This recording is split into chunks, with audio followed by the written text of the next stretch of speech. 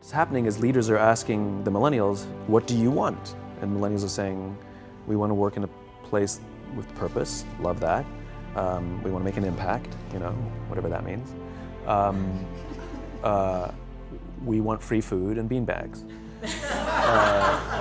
And so somebody articulates some sort of purpose, there's lots of free food and there's beanbags, and yet for some reason, they're still not happy. And that's because they're missing, there's a missing piece. What I've learned is that I can break it down into 4 pieces, right? There are four things, 4 characteristics. One is parenting, the other one is technology, the third is impatience, and the fourth is environment. The generation that we call the millennials, too many of them grew up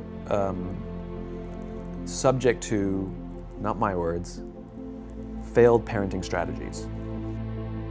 Where, for example, they were told that they were special all the time. They were told that they could have anything they want in life, just because they want it. Some of them got into honors classes, not because they deserved it, but because their parents complained. And some of them got A's, not because they earned them, but because the teachers didn't want to deal with the parents. Some kids got participation medals. You got a medal for coming in last, right?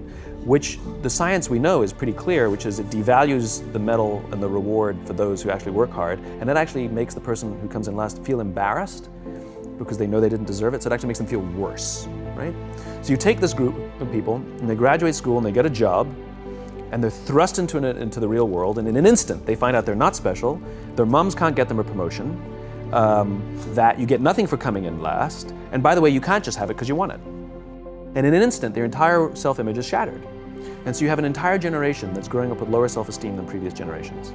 The other problem, to compound it, is we're growing up in a Facebook, Instagram world. In other words, we're good at putting filters on things. We're good at showing people that life is amazing even though I'm depressed. And so everybody sounds tough, and everybody sounds like they got it all figured out. And the reality is there's very little toughness, and most people don't have it figured out. And so when the more senior people say, well, what should we do? They sound like, this is what you gotta do. And they have no clue, right? So you have an entire generation growing up with lower self-esteem than previous generations, right?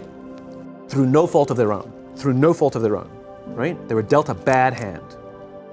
Now let's add in technology. We know that engagement with social media and our cell phones releases a chemical called dopamine. That's why when you get a text, it feels good, right? So we've all had it where you're feeling a little bit down or feeling a bit lonely, and so you send out 10 texts to 10 friends, hi, hi, hi, hi, hi, because it feels good when you get a response. It's why we count the likes, it's why we go back 10 times to see if my Instagram is growing slower, did I do something wrong? Do they not like me anymore, right? The trauma for young kids to be unfriended, right? Because we know when you get a hit of dopamine, which feels good. It's why we like it, it's why we keep going back to it. Dopamine is the exact same chemical that makes us feel good when we smoke, when we drink, and when we gamble. In other words, it's highly, highly addictive, right? That isn't helping them overcome the need to have instant gratification and teach them the joys and impact and the fulfillment you get from working hard on something for a long time that cannot be done in a month or even in a year. And so we're thrusting to them in corporate environments, and the worst part about it is they think it's them. They blame themselves. They think it's them who can't deal. And so it makes it all worse. It's not. I'm here to tell them it's not them. It's the corporations, it's the corporate environments, it's the total lack of good leadership in our world today that is making them feel the way they do. They were dealt a bad hand, and I hate to say it, but it's the company's responsibility. Sucks to be you, like we have no choice, right? This is what we got, and I wish that society and their parents did a better job. They didn't. So we're getting them in our companies, and we now have to pick up the slack. We have to work extra hard to figure out the ways that we build their confidence. We have to work extra hard to find ways to teach them the social skills that they're missing out on.